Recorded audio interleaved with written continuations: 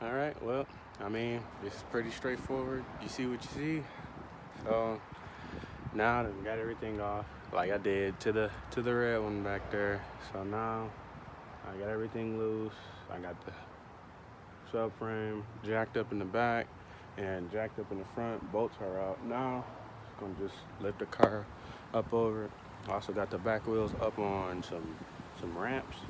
So I mean, it's best to do it because the way my yard is, I kind of have a hump behind the back bumper. So, but I didn't take the front bumper off this time. So it's kind of gonna be a task because I'm not sure what I can hook that chain to. I don't want to bend the body or anything, but it's just a body, no motor, no trans. So let's get to it.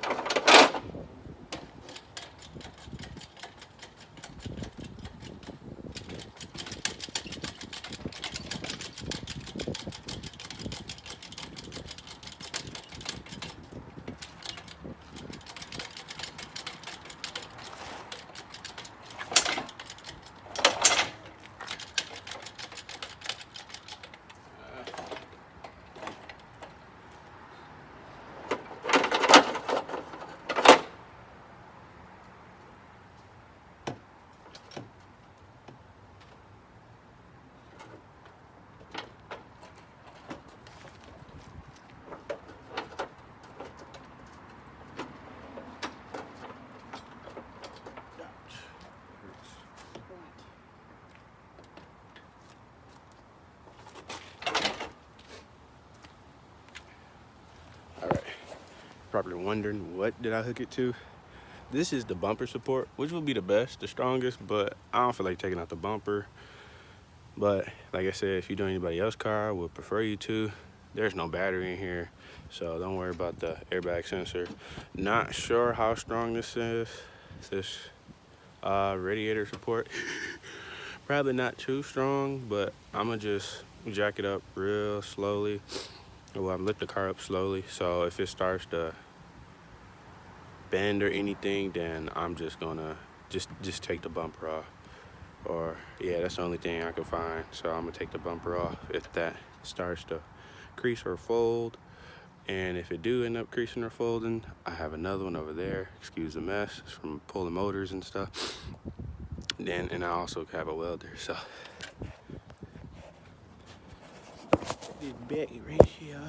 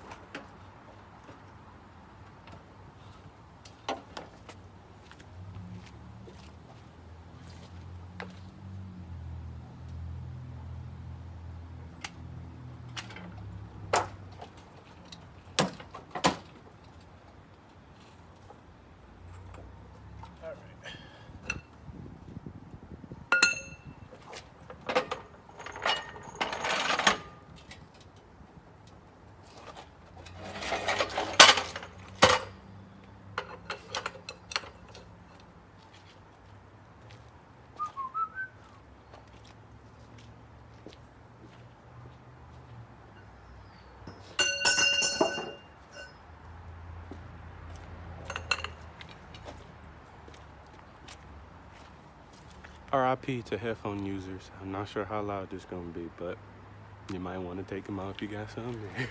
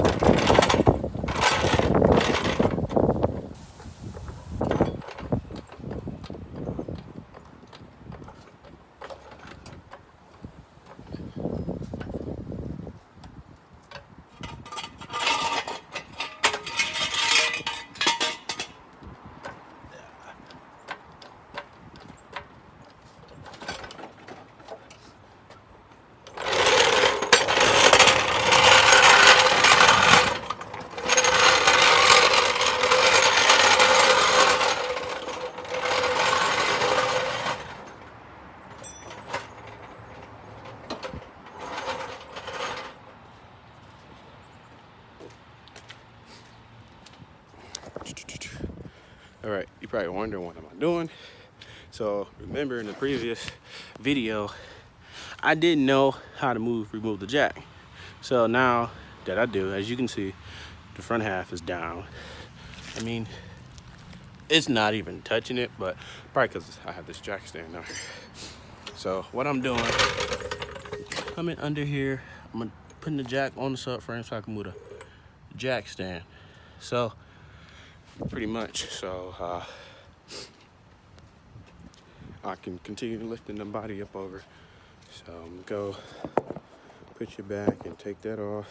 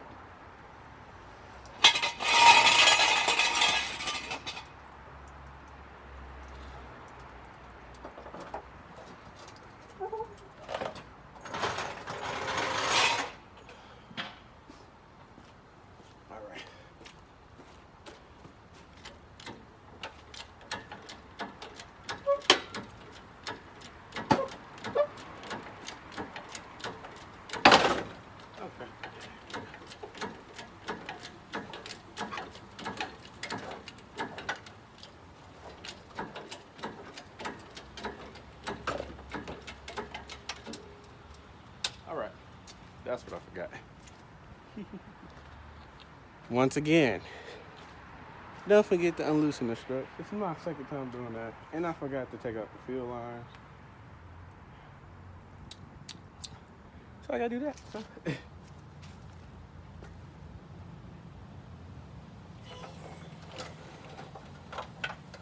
Let it back down. Ah, life. It happens.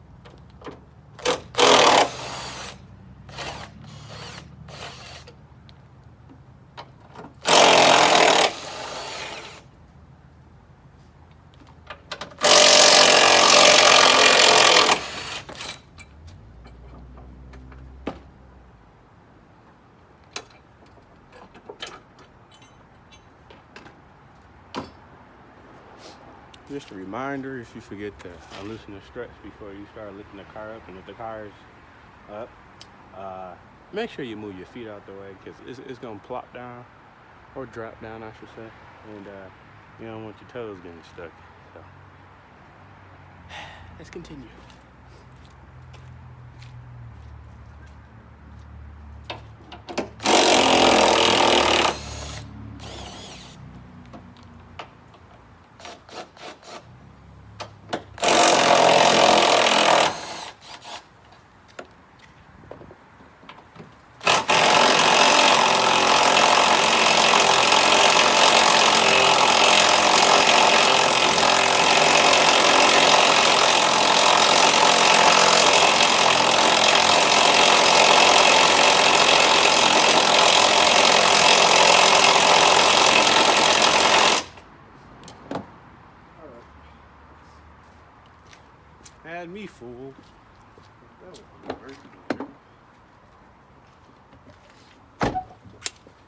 Can't go wrong with it.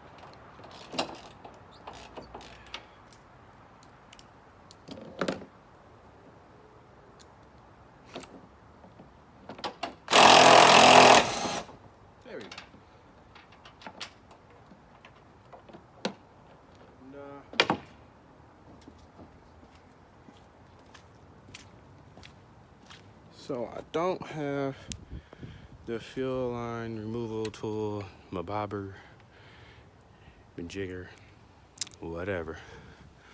But these fuel lines are different from mine anyways.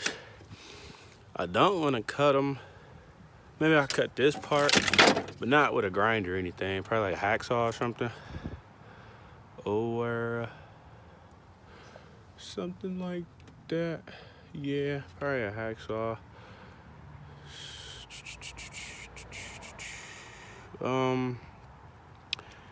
Reasoning being, because I do plan on supercharging this, and the Series 2 supercharged uses these fuel lines. You know what I'm saying?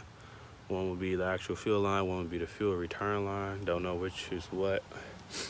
But the difference between these ones and the SEs, or just the non-supercharged, I should say, are pretty much the way they clamp down like this. And I was still debating if I should just, since there's no motor and won't be no motor in the other one for a few hours or whatever, I was thinking about just taking the fuel lines from all the way from the back and just running these ones instead of just cutting it, because everybody knows fuel lines have fuel pressure. And if I was to just hose clamp it or whatever, it might just pop off. And that won't be good because gas would be spraying everywhere and cause a fire, or the car to blow up. Probably the car would blow up, but that won't be too good. So I'm not sure what I want to do yet, because it wouldn't be much to flare it there. Just bend the line out this way and flare it. But I'm not sure where I'm gonna get some other fuel lines from, so I keep switching the camera back and forth. But I might end up just cutting them here and here, or somewhere in here. I mean, I'm not gonna use these fuel rails, and I'm not really selling the motor. I'm just pretty much gonna take it to the scrap yard or whatever, just to get it out of here. My dad wants it gone, so the sooner I do that, the sooner that car leaves, the red one, and the sooner I will be done putting this motor in. So I'm probably gonna cut it where I show you guys.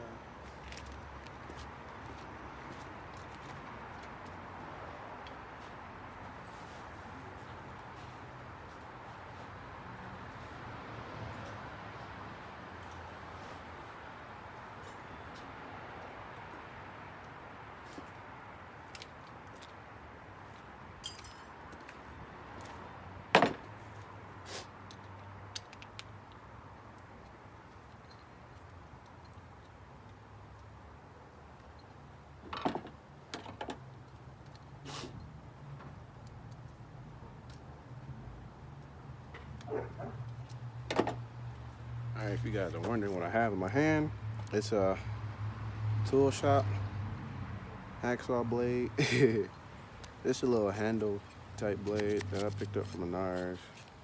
I mean, it comes in handy. So in this circumstance, where I can't use a angle grinder or anything, because if that fuel line is metal, it'll create a spark.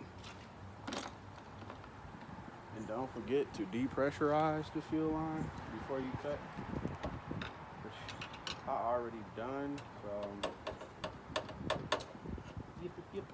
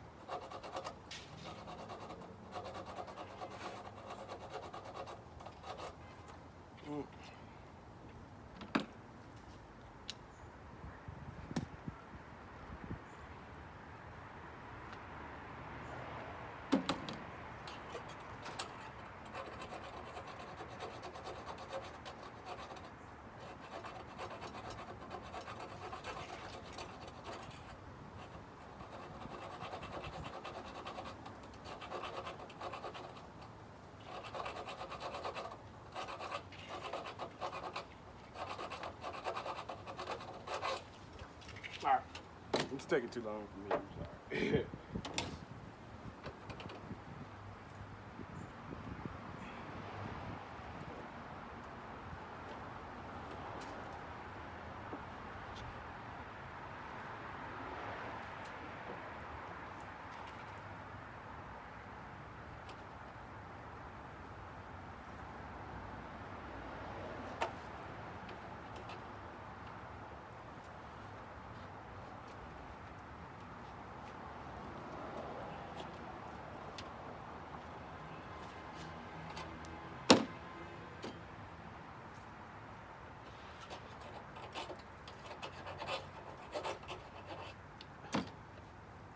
Need another.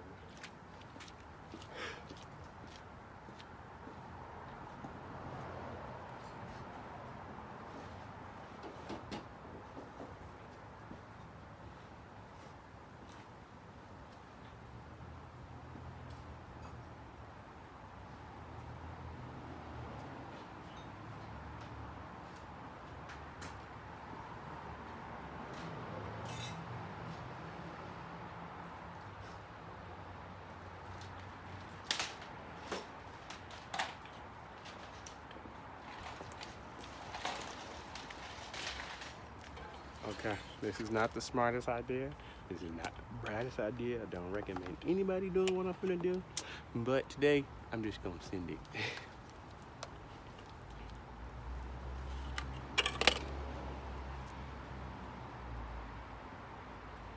So if I see a spark, let me just run.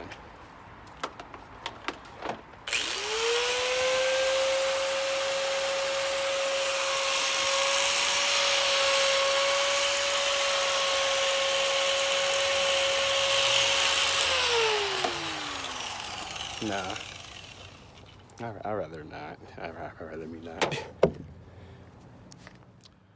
Okay. All right, I was struggling with the fuel lines. So, but I got it now. Yeah. I mean, I was gonna just cut it with a grinder. I started off with the hacksaw, but then again, it kind of took too long and it started bending. Then I tried with these, which didn't seem to want to work at the moment. So I got my grinder and thinking the line was aluminum, but it's a steel line, so I just completely stopped all the way around and just cut it and bent it. So now just guess I finna just go ahead and unloosen that bolt, move the fuel lines to the side, and continue moving the car up forward.